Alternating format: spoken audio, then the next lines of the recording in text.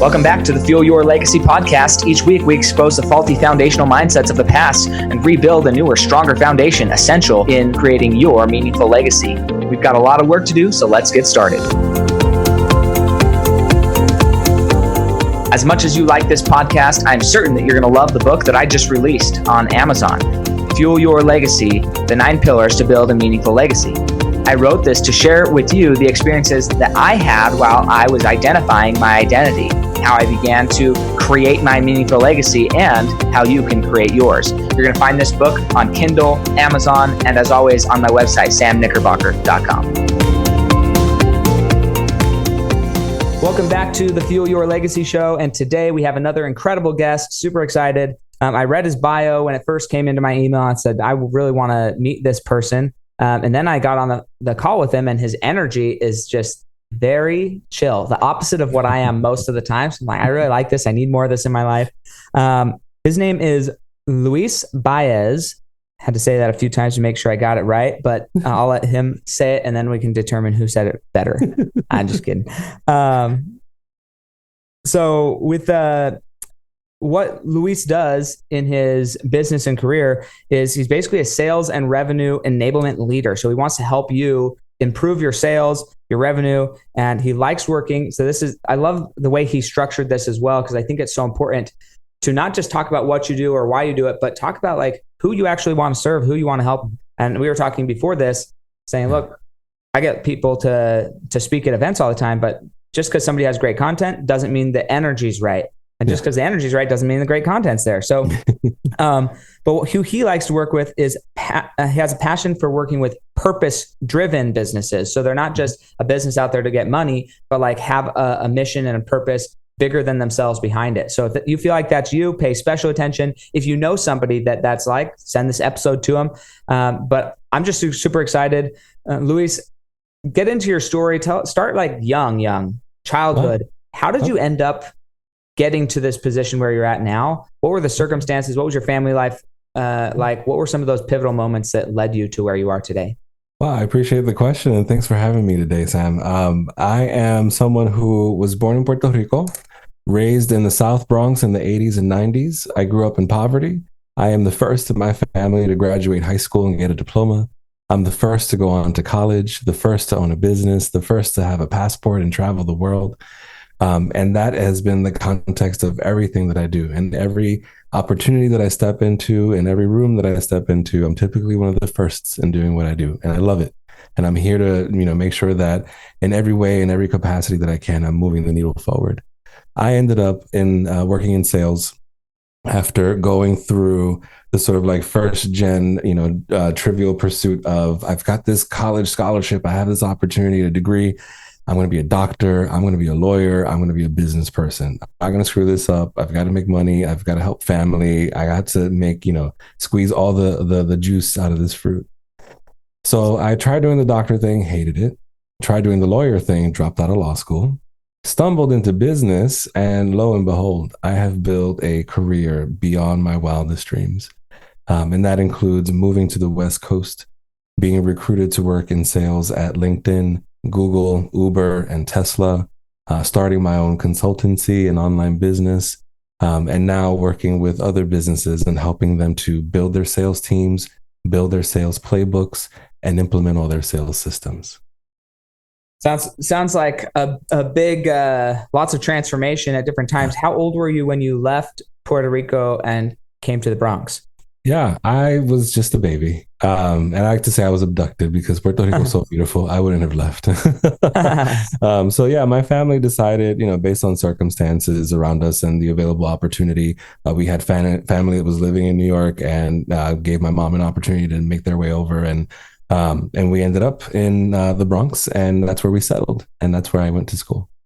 So I don't know a lot I've only visited New York, but it seems that there's a high concentration, just like with any level of immigration. I feel like there's different ethnicities or country. I don't know, like Irish, they all settle in one spot. Like everybody's kind of settles in one spot. Why does Puerto Rico primarily concentrate in the New York, New Jersey area? Yeah, that's a great question. The way that history would have it, it was just a motion of political sort of movement that was happening in New York.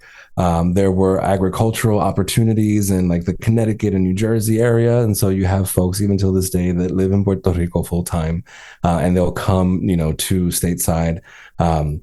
To work on different farms, for certain periods, and then they go back to the island, right?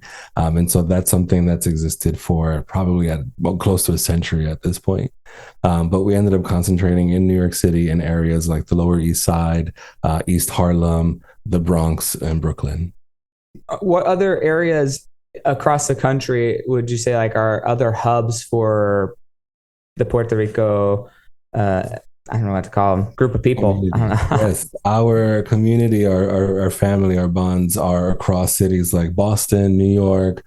Chicago is a huge, we have huge representation there. Orlando, specifically after Hurricane Maria, there was a lot of migration from the island to Florida.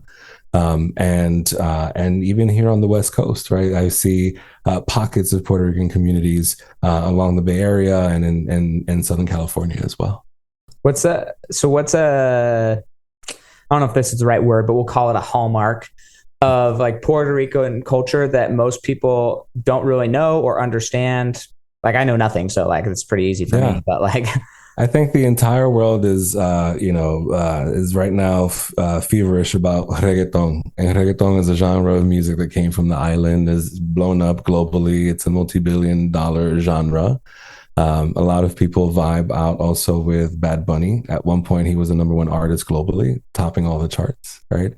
And I think that there's other representation, primarily when I think about media, right? Thinking about folks across different generations like J-Lo and Ricky Martin. But even in the political sphere, right? We have a Supreme Court Justice, Justice Sotomayor, who is also Puerto Rican. And so there are folks that are representing us, globally. And but I would say like the hallmark would be our music. Our music is known around the world. okay, is the food something that's like special or people don't think about, or is Absolutely. it Oh my not like, goodness. oh, I'm just asking, like I've Yeah. never thought of like, like you go to a pizza place, you go to American food, you go to Chinese food, you go to Mexican food, I've never gone to like a Puerto Rican food, like that's just not Yeah. something I went to. So I'm just curious, like, Wow. what are these places? What Yeah. type of food? How different is it from the other South American type Yeah. food? Like, Yeah. I'm just asking. Our culture is Afro Latino, meaning a lot of our music and our food is influenced by our African ancestry. And so, if you were to sit down in a Puerto Rican restaurant and have a typical meal, you would have something like arroz con gandules, rice with pigeon peas, and it's made in a vegetable stock that we call sofrito, which is a blend of onion, garlic, cilantro, coriander, and other favorable sort of ingredients that bring out just like a really rich aroma and flavor in rice and in stews. And then we would probably serve up some roast pork shoulder. We call it pernil. And that's also marinated and roasted over a few hours, super, super crunchy skin. We probably serve up a side of an avocado salad, some cassava fries, yuca fries, as we call them. And we would think about even serving up a traditional beverage, something like a coquito if it's the holidays, which is a coconut nog, kind of like American eggnog, but no eggs. And then during the summer we'd serve up pitorro, which is our sort of version of moonshine, if you will. Okay. Awesome. So you grew up primarily, though, if you moved over in a baby, you primarily grew up in America and then have since probably been back and forth to Puerto Rico more than a few Yeah. times. And so, Yeah, I grew up in New York and I went to school in New York, but I spent my summers in Puerto Rico. It was very okay. important for my family that I spoke Spanish, could prepare all the sort of traditional dishes, and had a strong relationship and bond with my family and with the island. And as a kid, of course, I was like devastated every time I had to get on a plane and leave my friends because I wanted to just hang out with them for the summer. But now as an adult, gosh, I wish they would send me to Puerto Rico every summer. I wish I could get away for 3 months every year. Isn't that so interesting how as kids we have one perspective and we don't like, do you have children yourself right now, or are you No, I no? don't. So what do you feel like could have been done better and I say better as a relative, like in big old air quotes, because I don't know if there's an answer to this, but what do you think could have been done better to um, increase your awareness as a child of the value of what was happening, right? Because I felt that way a lot as a child. Things that I didn't understand, my parents were what I considered forcing me to do things or having me do things that I felt were above and beyond, like I shouldn't be expected to do this type of things. But now looking back at, and I am a parent, I have 3 kids, and I think, man, I'm so grateful that my parents did that. And I hope I can have half of the resolve that they had, So what do you think could be done to better communicate the value now that you're seeing the other side of it, and the benefit? How could you communicate that value to, because maybe it's not your kids, but maybe there's other children or other people who listen to this who maybe are in that same struggle, and want to know what's the value in this stuff happening. Yeah.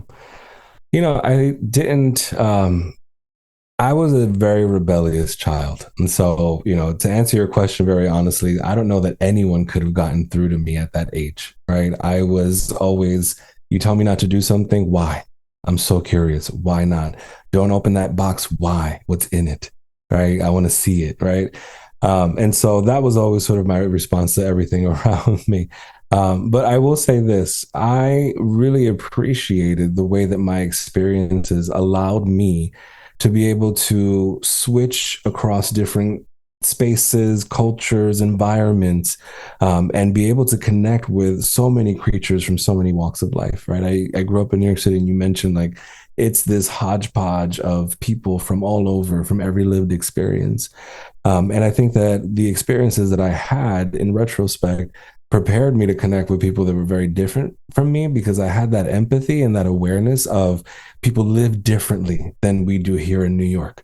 I had that experience of being in Puerto Rico, being in the countryside, up in the mountains, no electricity, no water at times, right?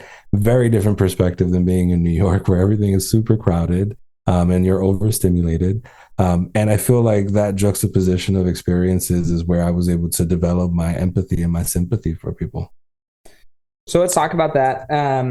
Because in the business world, and I would say even in the political realm, just because business and politics are getting closer and closer together all the time, we have this situation, we'll say in America, I think it's the world though, where there's this conversation at the very least of tolerance, like, okay, so there's like empathy. Okay, I understand where you're coming from. I can be aware that you have a different lived experience than I do, but there's also a level of assimilation to a culture. If you want to have an actual culture that everybody kind of can trust their neighbors, then we have to align on certain beliefs.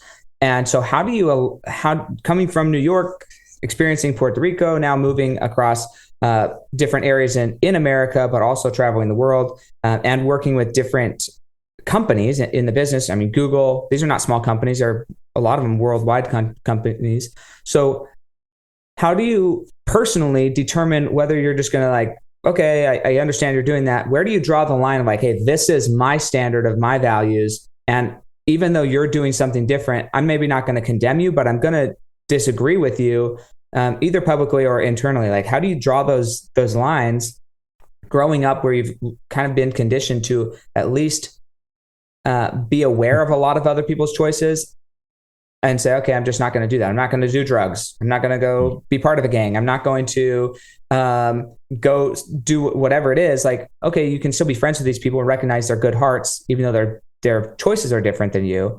But where do you draw the line for yourself and say, you know what, actually, I'm going to actively try and promote a different narrative and change the environment around me? Yeah. Okay.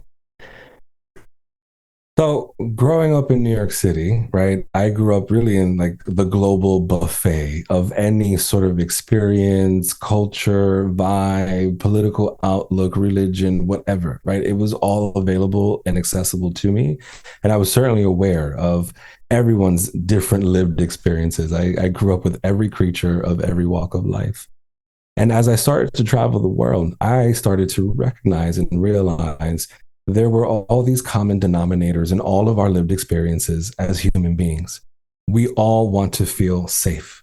We want to feel loved on some level, whatever that definition of love looks like, right? We also need a sense of purpose, right? We don't thrive if we don't have direction, if we don't feel meaningful, valuable, impactful on some level. And that's something that I have found to be a common denominator, no matter what your lived experience is. And so when I come to the table, when I am connecting with people that are different than myself, and I'm negotiating my own identity and setting my own boundaries, I'm coming to the table always looking at those common denominators, right? Everyone gets the same level of empathy and compassion from me when I step into a conversation, and I adjust accordingly based on the interaction that we have. Okay. So from more of a personal stance, like there's, I would say I'm fairly good at reading people to a degree. Now, I also have decided, and this, I'll share a story about this. So when I was dating my wife, I'm pretty upfront and blunt person in general. Like I just tell you how it is, or at least how I see it, not necessarily how it is, but how Sam sees it. And you can take it or leave it. I don't really care how you feel about it. That's how I communicate generally.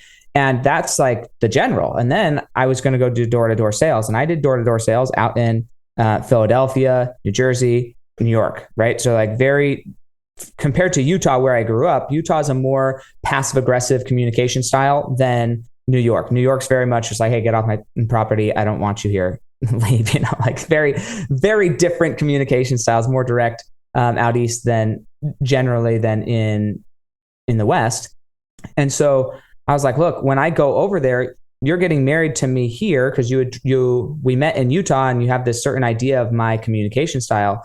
When I go over there, I'm going to be more curt. I'm going to be more direct because that's the communication style of the environment. And I know that I don't want that to shock you. Also, I don't want you to feel like I'm being rude to you because I'm not. I'm just adjusting my communication style to the people that I'm trying to communicate with.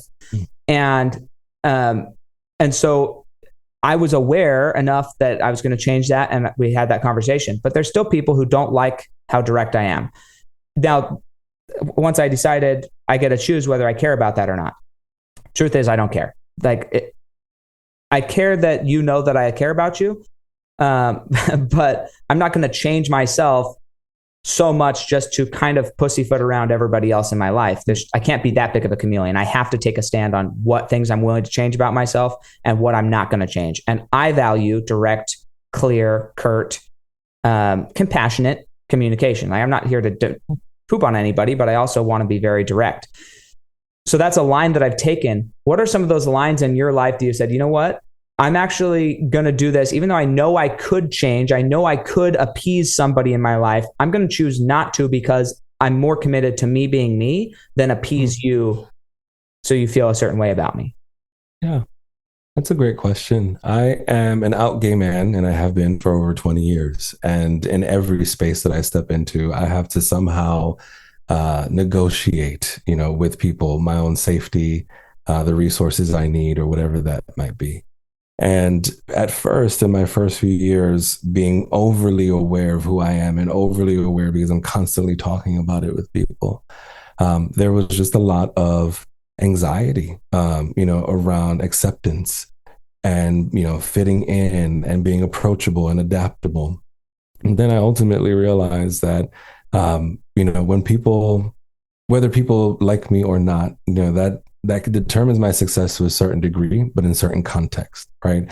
If I'm in a boardroom with customers, I can't take that stance of like, I don't care what you think of me. Actually, I have to care what you think of me. You won't spend with me if you don't like me.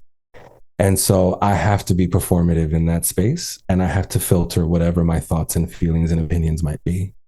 In my personal life, that's different, right? I think I'm aligned with you in that I am a very clear and direct person. I'm a New Yorker. I wear my heart on my sleeve. You get what you pay for, period, right? And so that's always my approach and my attitude. And I think that that's something that's helped me attract really amazing people that are, thought leaders, entrepreneurs, investors, politicians, directors, community, advocates. Like I'm surrounded by really amazing people because I am so black and white in the way that I approach things in my own life.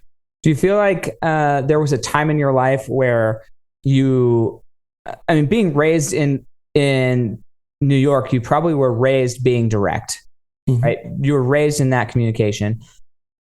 And you don't realize that that's not contrary, but that's different than how other people are raised until you really get outside of that bubble and people start being offended by you and sticking their nose up or whatever. And you're like, what did I even say that was offensive? I just told you what I think, because you don't think it's offensive. So you go through that kind of identity crisis of, wow, I'm being received poorly to certain people because of my form of communication. Did you go through a phase where you maybe thought, well, maybe I shouldn't do this. Maybe I shouldn't be this direct. Maybe I should change how I communicate. What was that transition like of like maybe going through the idea of not being that way and then ultimately deciding, you know what, I actually like who I am and that's okay.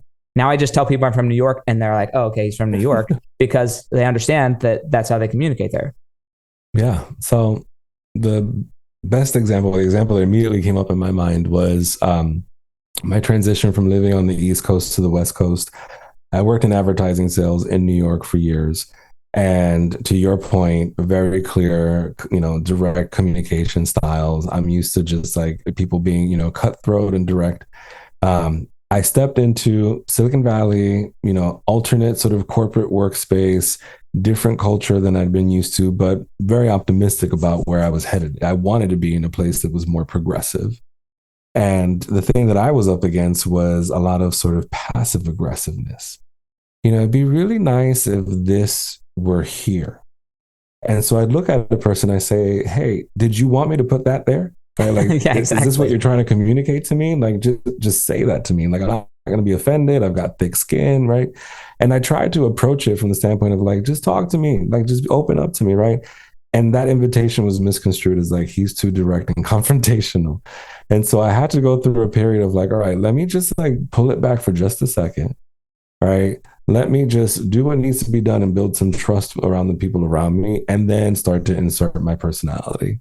And eventually people stop being caught up on like the way that I interact or my directness. They started to appreciate that.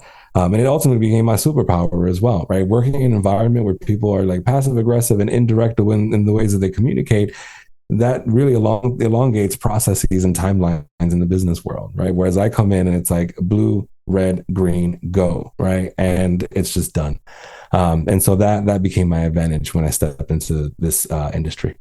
Yeah, it's such a fascinating. I've experienced that in my life, so I was just curious, like, what's an experience that like you had in that realm? Because I can see that being a benefit, and also it's an interesting thing because you can read the culture. And the funny thing about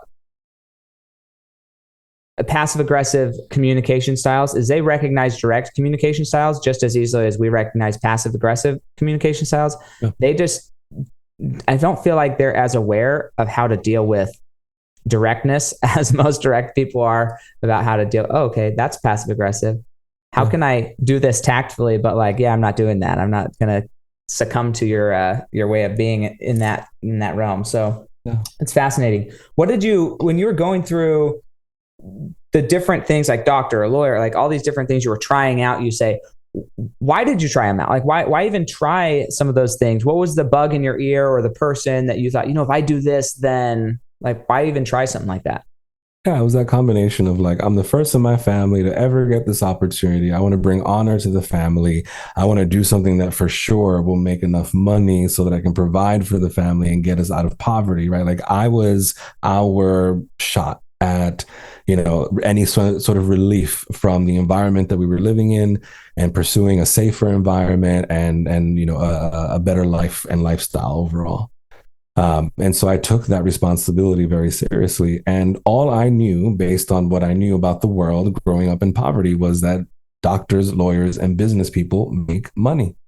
And so there was nothing else. I wasn't going to pursue being a writer or an actor or a painter or anything else. I needed to make money. And I pursued the doctor thing just because I happen to like science. I happen to be good at math, even though I hated it. I happen to be good at chemistry, even though I hated it.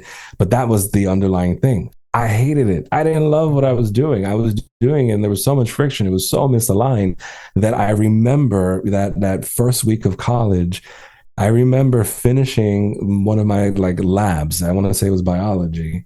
And I'm coming out of the building and the sun is setting, and I just see everyone in the quad like tossing around frisbees and playing music and chilling. And I said, that's the college experience I want to be having. I don't want to be stuck in a building indoors and, no windows all day. Like, I don't want these 4 years of my life to go by. So I gave up the doctor thing. It was completely misaligned. The lawyer thing I stumbled upon because I finished college, graduated, originally was going to pursue a PhD, but put that on hold, moved back to New York City, and I landed a job as a paralegal at a nonprofit a legal firm. And I loved the work that I was doing. I loved stepping in and helping people in that capacity. I was a bookworm my entire life. And so working with language and legalese and all these things like that was so fun and creative for me, right? It activated a lot of sides of my brain, right? Doing that kind of work. I worked as a paralegal for a year, and then I was appointed to be the assistant to a judge. And I worked for the judge for almost 3 years. And I loved working in law. But the study of law is a very different thing. When you step into law school, you're doing the case study thing. It's like, I was used to like, here's the problem. Here is like the statute and the procedure and the precedent, apply it, right? Whereas in law school, it's like, here's the origin of the law. Here are 3 cases that influenced the way that this law was shaped. And you're just reading, case study after case study. And I was bored out of my mind. And I was also broke, going into heavy debt, trying to make that happen. And so I needed to make a decision. Again, it felt so misaligned. There was so much friction trying to make the shoe fit. And so I stopped and I dropped out, and I found myself in this sort of, feeling lost in the sauce, didn't know what I wanted to be when I grew up, didn't know what to do with this, opportunity. I have this degree. I don't want to fail. I want to make everybody proud. I want to make sure we're all happy and comfortable and safe. And I was like venting to a friend of mine who was working at the marketing department at WebMD at the time.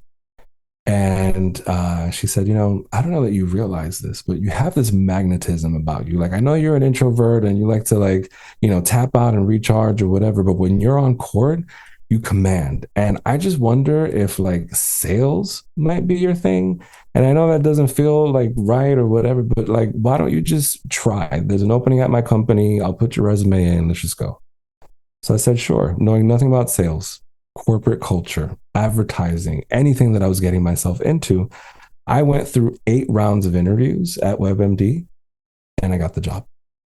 And I got a significant bump in salary based on, compared to what I was making in the courthouse. And so that was my first corporate gig, my first sales gig. And that's when I realized, the doctor thing, next, the lawyer thing, next. The business thing was the shoe that fit, and it was the one that I didn't think would. That's interesting. What about sales? Because again, you say you had no experience. What about sales did you ultimately find invigorating?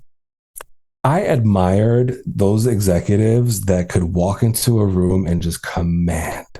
Right? Whether it was like they were an expert in what they were saying, the way that they spoke, their ability to like project their voice and articulate, and their capacity for crunching the numbers and understanding the way that business flows and operates and everything.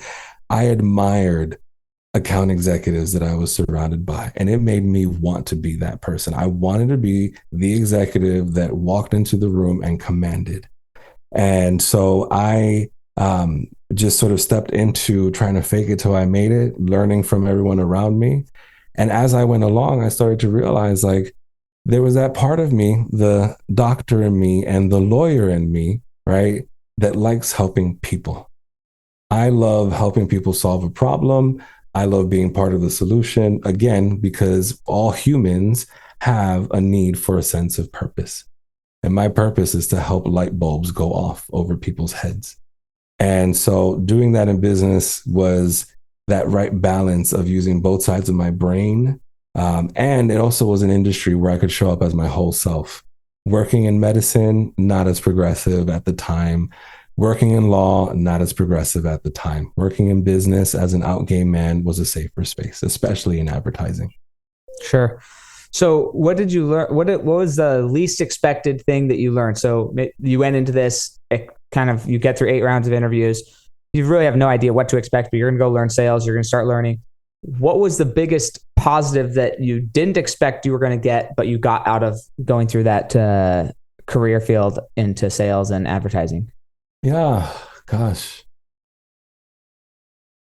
The confidence that I've developed in myself, like that self-confidence and capacity, has led me down this path of now speaking and publishing and producing online courses that are being distributed on LinkedIn Learning, starting my own business. Like I am my biggest advocate, right? My capacity to speak up for the things that I want, need, and deserve was my biggest takeaway from going through the experiences that I've gone through.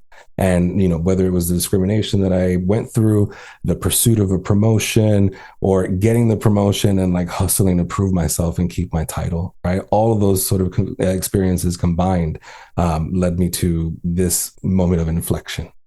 I love that. From the process of learning sales and ultimately becoming good at it, as you're looking at these other individuals, what did you learn about them? Like, because I'm just going to try and figure out how to phrase this. Oftentimes when you meet people who you look up to and you think, oh, they're doing so great, they must be this type of person, they must be whatever. And then oftentimes people disqualify themselves because they think that they're different than the person who's really, really great. When in reality, there's actually way more similarities. What did you find were the most similar things of all the most successful people and the qualities that you had? Like, what were those things that were very similar? That's a great question, because I feel like everyone at some point comes up against what you're describing as like imposter syndrome, right? Like a bit of like, I'm faking it. Do I deserve it? Or do I belong here? Are they going to figure out that like I'm not really capable, right? What I have learned from hobnobbing with Fortune 500 C-level executives, tech founders, and venture capitalists, actors, producers, top-rated people and across different industries. I have been so fortunate to walk through so many doors and connect with people and sit at the table and break bread with luminaries, right? And again, we all have that same human experience, that need for safety, that need to be loved, and that need to have a sense of purpose. And so I come to the table with these people that, are super impressive to everyone else. But what I see is like this vulnerable child, right? When I come to the table and I just connect and I resonate. And ultimately what I've learned is everyone at the top, whatever level of influence or however many millions or billions they have stacked, everyone feels a sense of imposter syndrome. I don't deserve this on some level. This came to me too easy. I'm going to get found out, right? Everyone's grappling with that. And so if I'm going to face imposter syndrome anyway, I want the money in the bag. And then I'll hire the therapist to help me through the rest. I completely agree. I was talking to my sister the other day and like, how do you raise good children? I don't know the answer, by the way. Like, I think my parents did a good job. And when I look at my parents, often they don't give themselves credit. Like, their self-esteem seems lower than what I would expect from somebody who raised 11 very assertive, commanding, confident children. Like, wait, this is contrary a little bit. So then I was chatting with her and I was like, okay, well, how do you raise these people? And do you be kind to them and kind of coddle them because you don't want to be too hard? Because then the whole movement says you can't expect too much from your people, or that we need therapy on college campuses now because like people are expected to do homework, and you're like, okay, like that's too far. The pendulum's too far of coddling the next generation of our society. On the other hand, you could go the other way and you expect way too much and you're too rude and too coarse. And so it's like, well, which therapy do you want to deal with, right? And for me, I was like, I'd rather deal with the therapy of helping somebody learn how to relax than the therapy of teaching somebody how to actually do something productive with their life. Like, you have to choose one therapy. I'm with you. I'll do the therapy after the money's in the bank. Like, that's fine. If my children don't like me until they're 35 years old and go through what I'm going through, I'm okay with that, actually, because I think that when they do like me, they're going to love me. They're going to be so grateful that I taught them to be productive first and then dealt with their emotions. I believe that right now. I may think that differently in a few years. I don't know, but that's an interesting concept to think about. Another thing, I talked to my other brother, and he went to a recent personal personal development seminar thing experience called Limitless event in Utah. I don't know if you've heard of that one. It'd be fun to go to, but Keaton Hosk, I mean, there's just a bunch of people there, bunch of top level speakers. And he was sitting there in the audience thinking, man, that's so crazy. That's so amazing that you're up there doing this in front of 6,000 people. Yeah. And so his initial response was maybe a little bit of like, I don't think I could ever do that. That's crazy.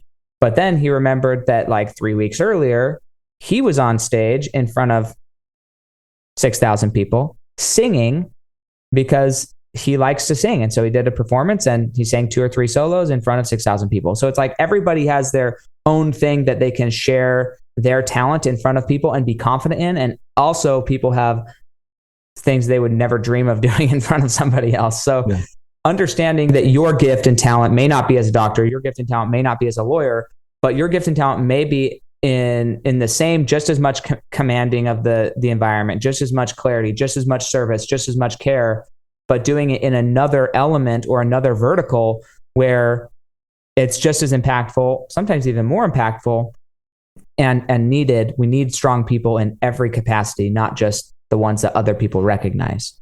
Right. Absolutely. Yeah. I think one of the biggest pieces of advice or perspective that I got was from a friend of mine a few years ago as I made the pivot from being a sales individual contributor and being a sales leader and pivoting into revenue enablement and being a coach and instructor and stepping into, training sales reps. She sat me down. She's Canadian and loves her figure skating. She sat me down. She's like, figure skaters at some point, they just stop qualifying for certain events, whether they're aged out or whether their bodies give out, right? Just from like having been on the road for so many years. And, what they do is instead they become Olympian trainers themselves. After they've gone out and gotten their medals and made their families proud, they go out and help other people do the same. And there's just something about that really resonated with me. I'm like, I could be a trainer. I could be an Olympian trainer. This feels aligned. Thank you so much for this, this pearl of wisdom and perspective. And that was part of what helped me sort of understand and follow this path down this way. This was very much aligned. I love that. Like the idea of having a mentor who can help you see greater perspective of what you could be, not just be a great a great in your space, but then also helping other people become great. So let's talk about that. What exactly, when you say sales enablement leader, what does that mean to you and to who you're trying to help? Yeah. So imagine, if you will, someone that sits at the intersection of your sales, your marketing, and your operations. And they are tasked with making sure that all of these systems and processes and teams all gel together, communicate with one another, all for the purpose of making sure that sales reps have what they need to facilitate the smoothest conversation with customers, whether that's having the tools that they need, the training and the certifications that they need to have confidence in selling, or the coaching, that they would need to adjust their behaviors and making sure that they are showing up as entrepreneurs, as executives, as stakeholders in the business.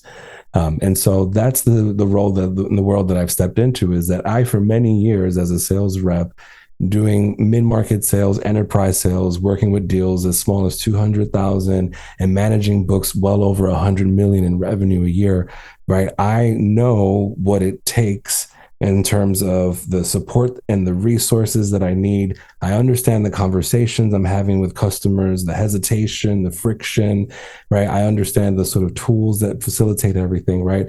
And so I put that hat on and that perspective on as I step into a company, or I step into a business, and I look to build that connective tissue across the functions to make sure that the revenue is there, right? Because you can't expect that salesperson or that customer to see success if things aren't in order in the back end of a business.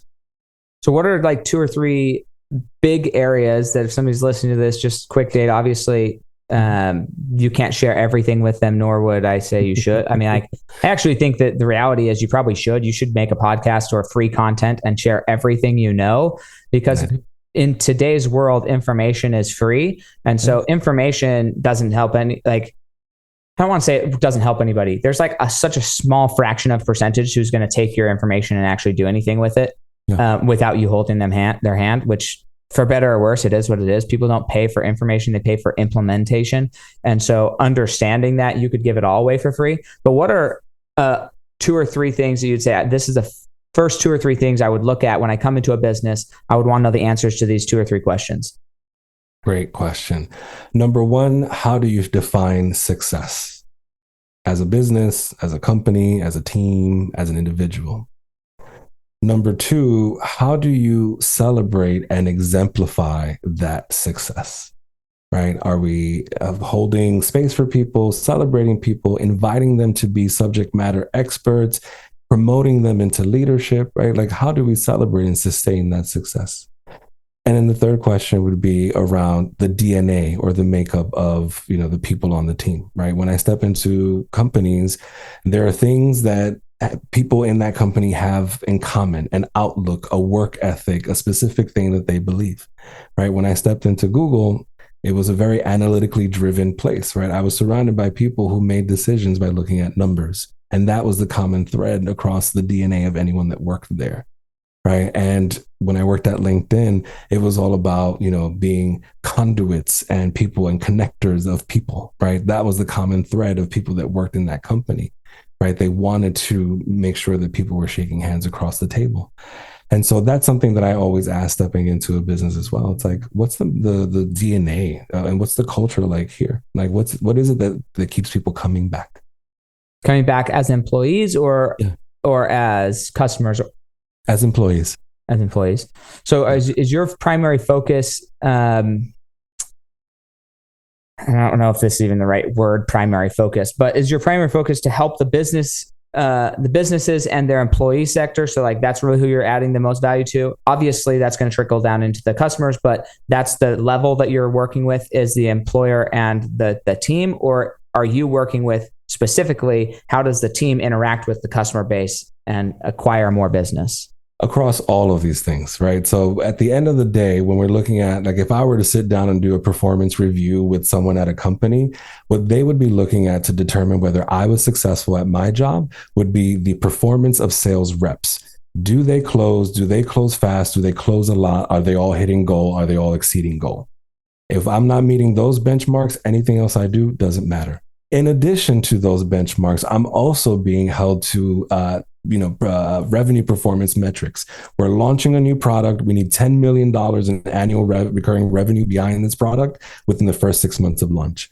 And so I'm scrambling to make sure everyone is trained, proficient. They have all the tools to demo the product. We have all the tools to onboard new customers, right? So I am working in the back end and sort of ironing out those kinks so that at the end of the day, the numbers are there and the reps are hitting numbers. Awesome. No, that actually answers my question very beautifully. So thank you. So we're out of time today, but if somebody wanted to interact with you, go and get maybe some of your free content, go through that, or actually just engage directly with you, where would be the best place to get a hold of you?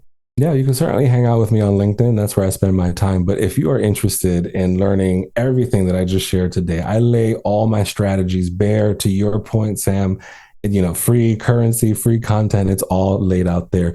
I developed a program called Flex and Flourish. It's my sales and leadership program, and you can grab it at learnfromluis.com. Perfect. Learnfromluis.com. And that would, I think everybody should go process through that information. The reality, again, chance of you implementing it. If you are one of the ones who implements without somebody holding your hand, reach out to me. I'll get you on the podcast. I want to find out where you developed that skill. You're truly a unicorn if that's the case. I just don't know that many people, even at the highest level.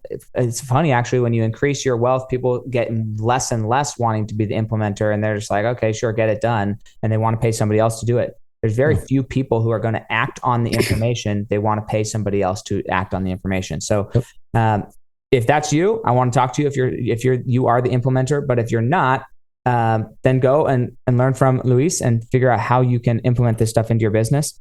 And hopefully we'll get him speaking in person and you can go visit him in person. So again, that's learnfromluis.com. And thank you so much for your time. Thanks for going into all of your kind of cultural history. I was just really curious. I didn't know that much about it. So thanks for being open about that. I appreciate the space to show up as my whole self. Awesome. I love it. And we'll catch you guys next time on the Fuel Your Legacy Show. Thanks for joining us. If what you heard today resonates with you, please like, comment, and share on social media. Tag me. And if you do give me a shout out, I'll give you a shout out on the next episode. Thanks to all of those who've left a review. It helps spread the message of what it takes to build a legacy that lasts. And we'll catch you next time on Fuel Your Legacy.